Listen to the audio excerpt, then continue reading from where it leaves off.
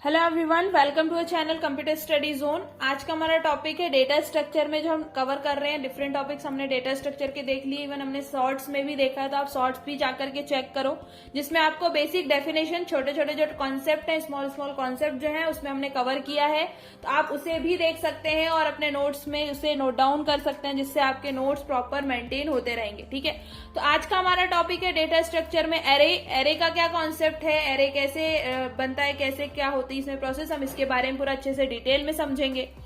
तो जैसे कि आपको पता है, डेटा स्ट्रक्चर में आपने देखा होगा प्रिमिटिव, नॉन प्रिमिटिव, दो टाइप में हमने डिवाइड किया था। प्रिमिटिव में आपने देखा कि कौन कौन से डेटा टाइप आते हैं। नॉन प्रिमिटिव की अगर से हम बात करें तो नॉन प्रिमिटिव में आता है लीनियर डेटा स्ट्रक्चर और non linear data structure. Linear data structure का एक टाइप है एरे। अब एरे क्या होता है, आपने बोल दो दिया लीनियर डेटा स्ट्रक्चर होता है, लेकिन एरे की डेफिनेशन क्या है? एरे में होता है कि आपका सिमिलर टाइप का डेटा है। अगर से आप इंटीजर डेटा टाइप का यूज कर रहे हैं तो आप उसी टाइप के डेटा को स्टोर करके रख सकते हैं। अगर से आप कैरेक्टर टाइप का डेटा यूज कर रहे हैं तो आप कैरेक्टर टाइप का डेटा यूज करें। तो इन शॉर्ट एरे की डेफिनेशन क्या होती है?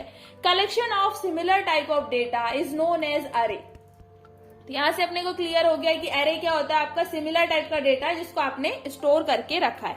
ठीक है, अब आपने इसमें बहुत सारे टाइप हमने देखे, आपने कौन कौन से टाइप का एरे होता है। सबसे पहले तो मोस्टली हम 3 टाइप के एरे ही पढ़ते हैं: 1 dimension array, 2 dimension array and multi dimension array.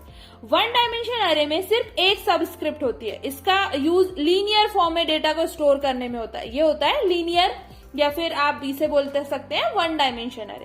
Second है 2 डायमेंशन एरे। 2 डायमेंशन एरे में क्या होता है, इसमें 2 सबस्क्रिप्ट होती है। इसे आप मैट्रिक्स के फॉर्म में या टेबल के फॉर्म में इसको समझ सकते हैं। जो 2 डायमेंशन होती है डेटा को स्टोर करने के लिए, आप रो एंड कॉलम के फॉर्म में इसमें डेटा स्टोर कर सकते हैं। इसके बाद आता है मल्टी डायमेंशन एरे। तो मल्टी डायमेंशन एरे का क्या कॉन्सेप्ट है? अगर से आपके पास 2 से ज्यादा है, 2 से ज्यादा लेयर्स होती है डेटा को स्टोर करने के लिए, डायमेंशन और ज्यादा होती है, उस सिचुएशन में आप मल्टी डायमेंशन एरे का यूज करते हैं। अब इसके बाद बात आती है कि आपने एरे का अगर से यूज किया है तो वहां पे इसका एप्लीकेशन कहाँ कहाँ पर है। तो आपने देखा होगा डेटा को सॉर्ट करने के लिए, सिमिलर टाइप का डेटा आप उसमें सॉर्टिंग करना चाहते हैं, स्ट्रिंग हैंडलिंग करना चाहते हैं, आप स्ट्रिंग बना रहे हैं कुछ, ठीक है, आपने कुछ टेबल क्रिएट किया मैट्रिक्स बनाने के लिए। एंड स्टैक और क्यू के कॉन्सेप्ट जो हमने ऑलरेडी कवर किए हुए हैं, तो आपने देखा होगा स्टैक और क्यू में भी एरे का यूज होता है। आप जब स्टैक डिजाइन करते हो, आप बोलते हो कि एक आपको डेटा सेट दिया हुआ है, तो वो लीनियर टाइप का, वो सिमिलर टाइप का डेटा होता है, इंटीजर टाइप का डेटा होता है। उसी में आप आप उसमें स्टैक का कॉन्सेप्ट उसमें देखते हैं, क्यू का कॉन्सेप्ट देखते हैं कि वो कैसे वर्क करता है। ठीक है, तो यहाँ पर जो एरे है उसमें स्टैक और क्यू में भी एरे का यूज होता है। एरे वर्क कैसे करता है? एरे का यूज हाई लेवल लैंग्वेज के स्ट्रक्चर के बेसिस पर किया जाता है।